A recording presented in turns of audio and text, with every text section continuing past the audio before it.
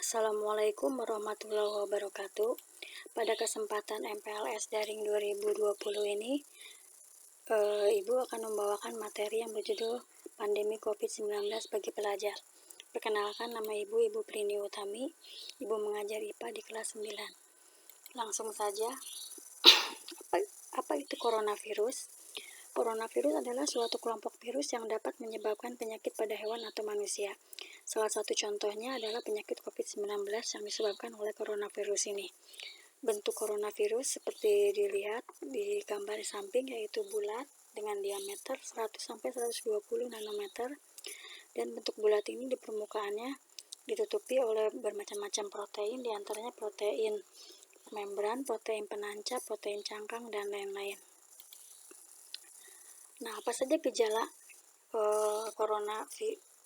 coronavirus atau COVID-19 ini? Dari penelitian WHO terhadap 50.000 lebih pasien, ini ada 3 level gejala yang dialami orang positif corona. Yang pertama adalah gejala ringan sampai sedang, yaitu 80% yang biru ini, atau sekitar 40.000 orang. Gejalanya adalah demam, batuk kering. Kemudian pada sebagian orang gejalanya adalah mengalami pneumonia atau radang paru-paru. Yang kedua adalah gejala serius yang kuning ini, 14% ya, sekitar 7.000 orang. Gejala yang dialami adalah gangguan pernapasan dan sesak nafas. Dan yang ketiga adalah gejala berat, 6% yang merah ini. Gejala yang dialami adalah gagal paru-paru, shock sepsis, yaitu kondisi yang mengancam akibat terkena infeksi virus tadi. Kemudian yang paling pada adalah kegagalan organ, dan ini bisa menyebabkan kematian. Selanjutnya, jika saya memiliki gejala COVID-19, nah apa yang harus saya lakukan? Nah, jika saya atau kita mengalami gejala ringan, maka yang harus kita lakukan adalah tetap di rumah, lalu isolasi diri dan pantau gejala. Jika gejala ini makin serius, maka yang harus kita lakukan adalah cari pertolongan medis ya. Kita pergi ke fasilitas kesehatan, bisa ke klinik atau ke dokter atau ke rumah sakit atau ke puskesmas, yaitu jangan lupa memakai masker dan tetap jaga jarak minimal 1 meter. Nah, bagaimana jika gejala ringan ini terjadi di daerah malaria dan demam berdarah? Maka yang harus kita lakukan adalah langsung cari pertolongan medis ya. Kemudian mengunjungi fasilitas kesehatan, jangan lupa tetap memakai masker dan jaga jarak.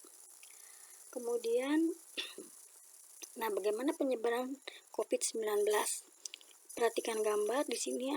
John ini terinfeksi virus COVID-19 ya, tetapi dia tidak tahu karena merasa sehat sampai 14 hari kemudian. Kemudian John ini keluar rumah dan dia akan menularkan ke 10 orang lainnya ya. Jadi virus dari tubuh John ini keluar bisa melalui batuk atau bersin, kemudian virus yang keluar tadi akan menempel di sekitarnya ya. Bisa menempel di benda-benda atau langsung menempel ke tubuh orang, bagian muka atau bagian dekat saluran pernapasan, maka virus tersebut akan masuk ke orang di dekatnya tadi. Kemudian 10 orang tersebut juga merasa sehat, kemudian mereka keluar rumah dan 10 orang tersebut akan menularkan ke 100 orang lainnya. Selanjutnya, apakah COVID-19 dapat menular dari orang tanpa gejala?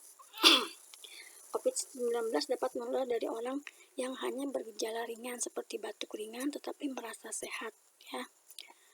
OTG atau orang tanpa gejala ini dapat menularkan virus ini, namun belum diketahui seberapa sering penularan dengan cara tersebut terjadi dan WHO masih menelitinya.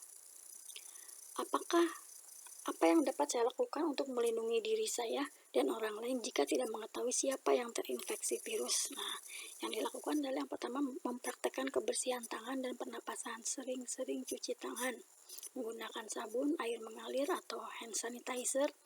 Kemudian juga mempraktekkan kebersihan pernapasan, yaitu melakukan etika batuk yang baik dan benar atau etika bersin yang baik dan benar.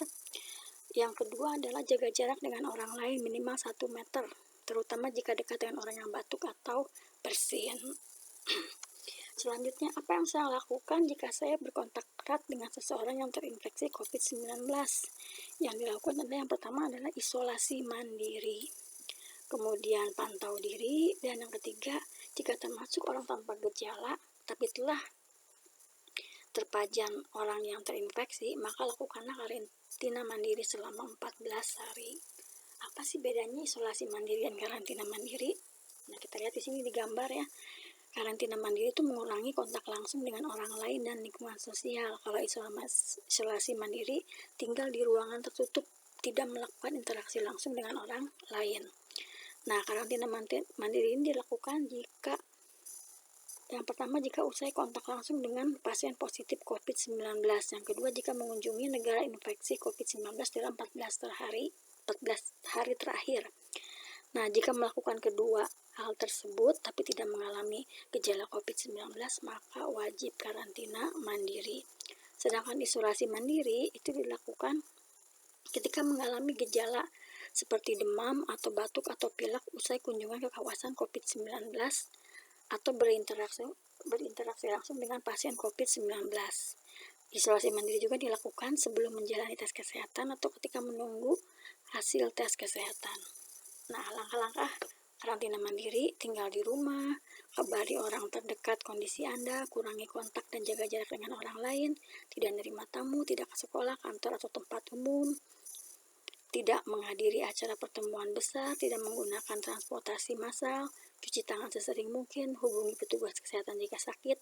Nah, ini dilakukan selama 14 hari setelah kontak langsung dengan pasien positif COVID-19. Sedangkan isolasi mandiri itu dilakukan dengan langkah-langkah sebagai berikut: tinggal di kamar berairan udara, tidak melakukan kegiatan di luar ruangan, memisahkan diri dengan anggota keluarga lainnya, menggunakan peralatan sendiri, ya, mandi sendiri, makan sendiri, jika memungkinkan gunakan kamar mandi sendiri, cuci tangan sesering mungkin, gunakan masker, tutup mulut serta hidung jika bersin dan batuk, ukur suhu tubuh 2 kali sehari, dan hubungi petugas kesehatan jika kondisi semakin memburuk. Apakah anak-anak atau remaja dapat terinfeksi COVID-19?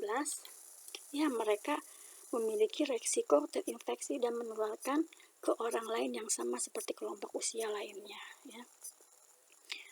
Kemudian, bagaimana cara melindungi diri dan mencegah penyebaran COVID-19?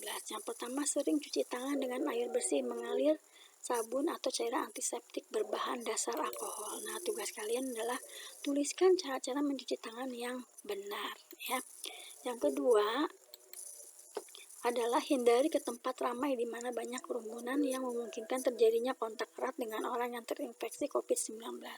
Gunakan masker jika terpaksa harus keluar rumah. Nah, tugas kalian tuliskan cara menggunakan masker yang benar. Kemudian yang berikutnya adalah tetaplah tinggal di rumah dan isolasi mandiri meski hanya memiliki gejala ringan. Kemudian yang keempat, jika demam, batuk, dan kesulitan bernapas, segera cari pertolongan medis. Nah, tugas kalian di sini adalah tuliskan cara etika batuk dan bersin yang benar. Cara yang kelima adalah ikuti informasi terbaru dari sumber terpercaya seperti WHO, Dinas Kesehatan Daerah, dan Kementerian Kesehatan. Nah, demikian penjelasan dari Ibu. Semoga kita semua terhindar dari virus COVID-19.